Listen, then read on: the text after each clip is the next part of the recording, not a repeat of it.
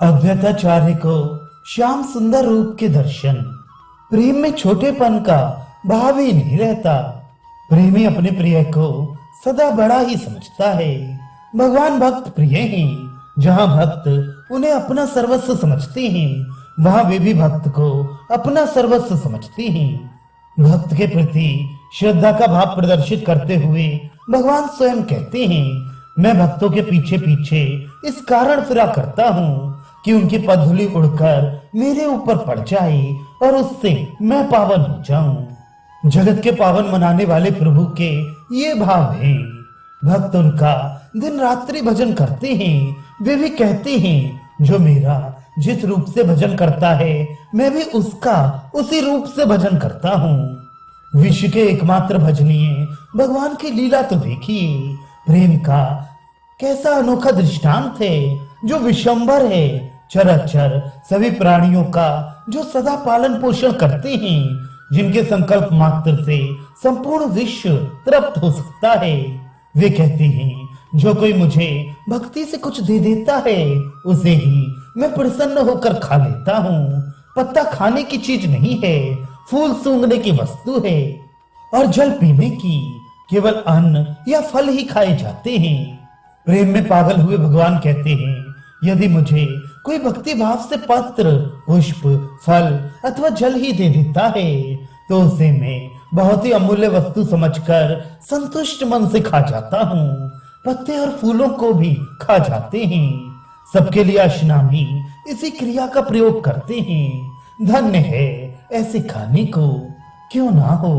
प्रेम में ये पार्थिव पदार्थ ही थोड़े खाए जाते हैं। असली तृप्ति का कारण तो उन पदार्थों में ओतप्रोत भाव से भरा हुआ प्रेम है।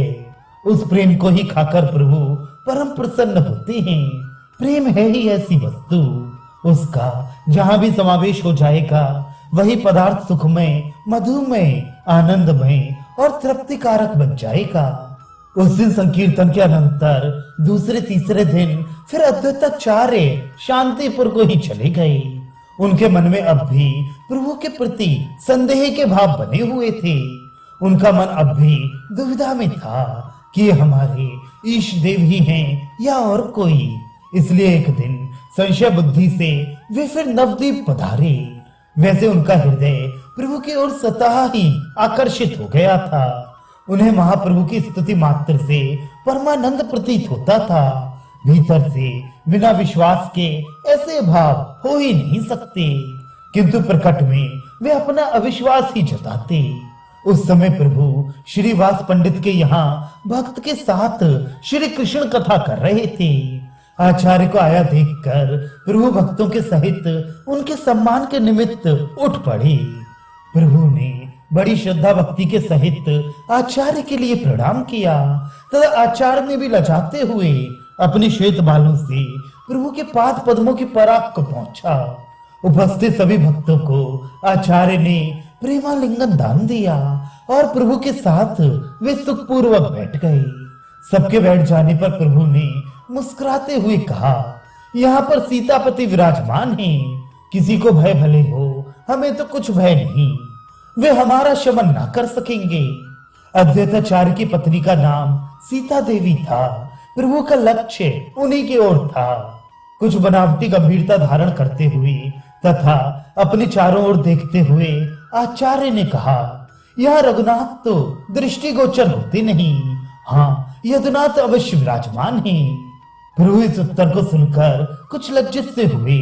बात को उड़ाने के निमित्त कहने लगे, देखिए, हम तो चिरकाल से आशा लगाए बैठे थे कि हम सभी लोग आपकी छत्र छाया में रहकर श्री कृष्ण कीर्तन करते, किंतु आप शांतिपुर जा विराजे। ऐसा हम लोगों से क्या अपराध बन गया है। अद्वैताचार्य इसका कुछ उत्तर देने नहीं पाए थे कि बीच में ही श्रीवास पंडित बोल उठे, अद्वैताचार्य का तो नाम ही अद्वैत है, इसलिए वे शांतिपुर में निवास कर रहे हैं। अब आपका आविर्भाव नवद्वीप रूपी नवदा भक्ति के पीठ में हुआ है। उसमें विराजमान होकर नित्यानंद उसका रसास्वादन कर रहे हैं।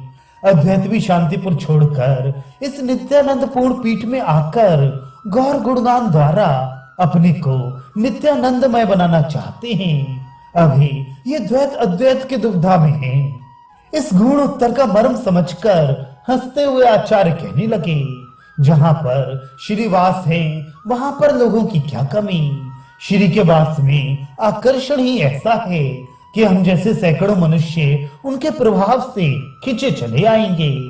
श्रीवास पंडित इस गुणोक्ति से बड़े प्रसन्न हुए। उसे प्रभु के ऊपर घटाते हुए कहने लगे, जब लक्ष्मी देवी थी तब थी, अब तो वे यहाँ वास नहीं करती, अब तो वे नवद्वीप से अंतर्धान हो गई। गौरांग महाप्रभु की पहली पत्नी का नाम लक्ष्मी था। श्री के माने लक्ष्मी लगाकर श्रीवास पंडित ने कहा, अब यहाँ श्री का वास नहीं है।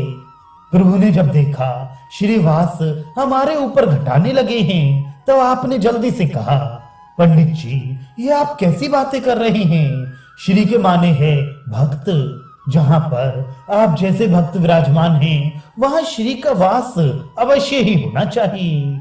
भला ऐसे स्थान को छोड़कर भक्ति या श्री कहीं जा सकती हैं। इस पर आचार्य कहने लगे, हाँ ठीक तो है, श्री के बिना हरि रह ही कैसे सकते हैं। श्री विष्णु प्रिया नाम रखकर नवद्वीप में अवस्थित हैं, अथवा उन्होंने श्री के साथ विष्णु प्रिया अपने नाम में और जोड़ लिया है। अब वे केवल श्री न होकर श्री विष्णु प्रिया बन गई हैं। गौर की द्वितीय पत्नी का नाम श्री विष्णु प्रिया था। उसी को लक्ष्य करके अद्वैताचार्य ने ये बात कही।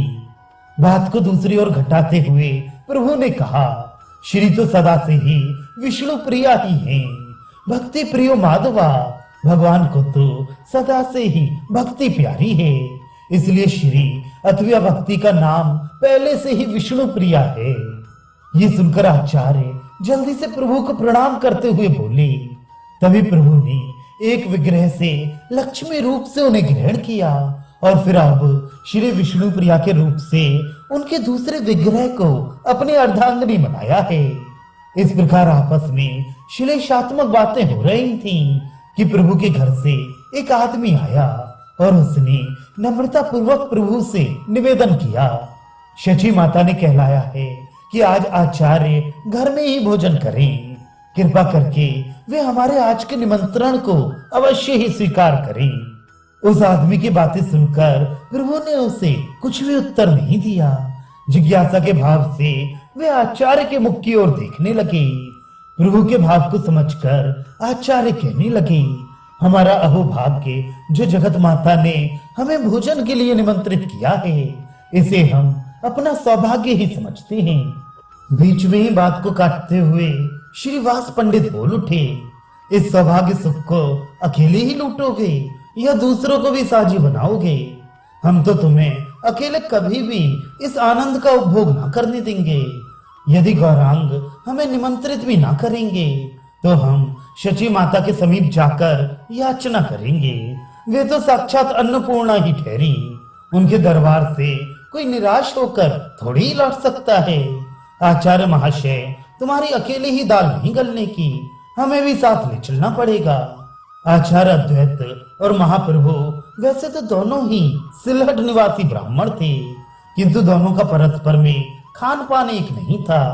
इसी बात को जानने के निमित्त कुछ संकोच के साथ प्रभु ने कहा, भोजन की क्या बात है, सर्वत्र आपका ही है, किंतु आचार्य को 2 आदमियों के लिए भात बनाने में कष्ट होगा। इस पर आचार्य बीच में ही बोल उठे, मुझे क्यों कष्ट होने का? कष्ट होगा तो शची माता को होगा, सो वे तो जगत माता ठहरी, वे कष्ट को कष्ट मानती ही नहीं। यदि वे बनाने में असमर्थ होंगी तो फिर हमको बनाना ही होगा। इस उत्तर से प्रभु समझ गए कि आचार्य को अब हमारे घर का भात खाने में किसी प्रकार की आपत्ति नहीं। असल में प्रेम में किसी प्रकार का निश्चित नियम है ही नहीं। ये नहीं कह सकते कि सभी प्रेमी सामाजिक नियमों को भंग ही कर दें या सभी प्रेमी अन्य लोगों की भांति सामाजिक नियमों का पालन ही करें। इनके लिए कोई निश्चित नियम नहीं। भगवान राम जैसे सर्वश्रेष्ठ प्रेमी ने सीता परीक्षा, सीता परित्याग और लक्ष्मण परित्याग जैसे असह्य और वेदनापूर्ण कार्यों को इसलिए किया कि जिससे लोक संग्रह का धर्म अक्षुण्ण बना रहे। इसके विपरीत भगवान श्री कृष्ण ने प्रेम के पीछे सामाजिक नियमों की कोई परवाह ही नहीं की। अब भी देखा जाता है बहुत से अत्यंत प्रेमी सामाजिक और धार्मिक नियमों में दृढ़ रहकर बर्ताव करते हैं। बहुत से इन सब की उपेक्षा भी करते देखे गए हैं। इसलिए प्रेम पंथ के लिए कोई निश्चित नियम निर्धारित नहीं किया जा सकता। यह तो नियमों से रहित अलौकिक पंथ है। आचार्य के लिए अब प्रभु के घर में क्या संकोच होना था जब उन्होंने अपना सर्वस्व प्रभु के पाद पद्मों में समर्पित कर दिया। स्वीकृति लेकर वह मनुष्य माता से कहने चला गया। इधर आचार्य ने धीरे से कोई बात श्रीवास पंडित के कान में कही। आपस में दोनों को धीरे धीरे बातें करते देखकर प्रभु हंसते हुए कहने लगे, दोनों पंडितों में क्या गुपचुप बातें हो रही हैं? हम उन सब बातों को सुनने के अधिकारी नहीं है क्या? प्रभु की बात सुनकर आचार्य तो कुछ लज्जित से होकर चुप हो गए, किंतु श्रीवास पंडित थोड़ी देर ठहर कर कहने लगे, प्रभु आचार्य अपने मन में अत्यंत दुखी हैं। वे कहते हैं प्रभु ने नित्यानंद जी के ऊपर तो कृपा करके उनको अपना असली रूप दिखा दिया, किंतु ना जाने क्यों हमारे ऊपर कृपा नहीं करते। हमें पहले आश्वासन भी दिलाया था कि तुम्हें अपना असली रूप दिखाएंगे, किंतु अभी तक हमारे ऊपर कृपा नहीं हुई। कुछ विस्मय सा प्रकट करते हुए प्रभु ने कहा, मैं नहीं समझता असली रूप कहने से आचार्य का क्या अभिप्राय है। मेरा असली रूप तो यही है जिसे आप सब लोग सदा देखते हैं और अब भी देख रहे हैं। अपनी बात का प्रभु को भिन्न रीत से अर्थ लगाते हुए देखकर श्रीवास पंडित ने कहा, हाँ प्रभु ये ठीक है, आपका असली रूप तो यही है। हम सब भी इसी गौर रूप की श्रद्धा भक्ति के साथ वंदना करते हैं, किंतु आपने आचार्य को अन्य रूप के दर्शनों का आश्वासन दिलाया था। वे उसी आश्वासन का स्मरण मात्र करा रहे हैं। श्रीवास के ऐसे उत्तर से संतुष्ट होकर प्रभु कहने लगे, पंडित जी आप तो सब कुछ जानते हैं। मनुष्य की प्रकृति सदा एक सी नहीं रहती। वह कभी कुछ सोचता है और कभी कुछ। जब मेरी उन्माद की सी अवस्था हो जाती है तब उसमें ना जाने मैं क्या क्या बकचाता हूँ। उसका स्मरण मुझे स्वयं भी नहीं रहता। मैंने अपनी उन्माद अवस्था में आचार्य से कुछ कह दिया होगा, उसका स्मरण मुझे अब बिल्कुल नहीं है। ये सुनकर कुछ दीनता के भाव से श्रीवास पंडित ने कहा, प्रभु आप हमारी हर समय वंचना क्यों किया करते हैं? लोगों को जब उन्माद होता है तो उनसे अन्य लोगों को बड़ा भय होता है। लोग उनके समीप जाने तक में डरते हैं, किंतु आपका उन्माद तो लोगों के हृदयों में अमर सिंचन सा करता है। भक्तों को उससे बढ़कर कोई दूसरा आनंद ही प्रतीत नहीं होता। क्या आपका उन्माद सचमुच में उन्माद ही होता है? यदि ऐसा हो तो फिर भक्तों को इतना अपूर्व आनंद क्यों होता है? आप में सर्व सामर्थ्य है। आप जिस समय जैसा चाहें रूप दिखा सकते हैं। प्रभु ने कहा, पंडित जी सचमुच में आप विश्वास कीजिए, किसी को कोई रूप दिखाना मेरे बिल्कुल अधीन नहीं है। किस समय कैसा रूप बन जाता है इसका मुझे स्वयं पता नहीं चलता। आप कहते हैं आचार्य श्याम सुंदर रूप के दर्शन करना चाहते हैं, ये मेरे हाथ की बात थोड़ी ही है। यह तो उनकी दृढ़ भावना के ही ऊपर निर्भर है।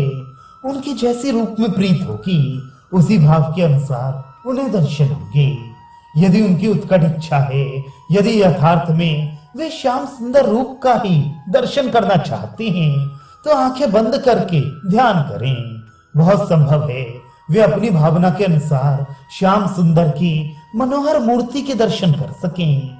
प्रभु की वैसी बात सुनकर आचार्य ने कुछ संदेह और कुछ परीक्षा के भाव से आंखें बंद कर ली। थोड़ी ही देर में भक्तों ने देखा कि आचार्य मूर्छित होकर पृथ्वी पर गिर पड़े हैं। लोगों ने उनके शरीर को स्पर्श करके देखा तो उसमें चेतना मालूम ही ना पड़ी। श्रीवास पंडित ने उनकी नासिका के छिद्रों पर हाथ रखा। उन्हें ऐसा प्रतीत हुआ मानो उनकी सांसें चल ही नहीं रही हैं। इन सब लक्षणों से तो यही प्रतीत होता था कि उनके शरीर में प्राण नहीं है, किंतु चेहरे की कांति समीप के लोगों को चकित बनाई हुई थी।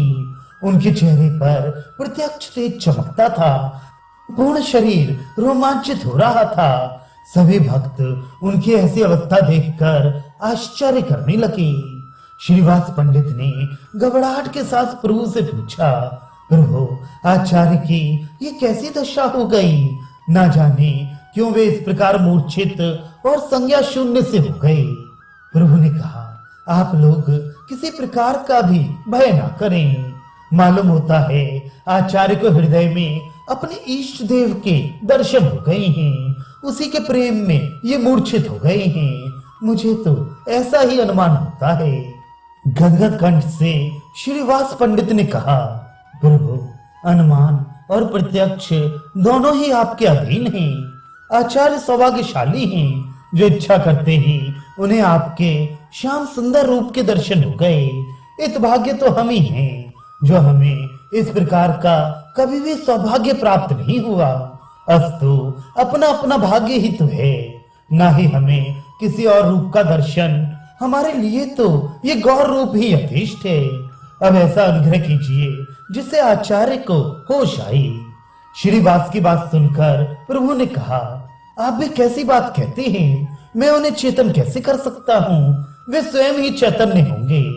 ये देखो, आचार्य अब कुछ कुछ आंखें खोलने लगे हैं।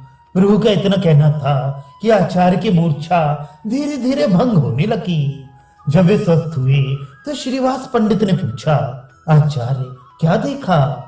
श्रीवास के पूछने पर गदगद कंठ से आचार्य कहने लगे, ओहो, अद्भुत रूप के दर्शन हुए।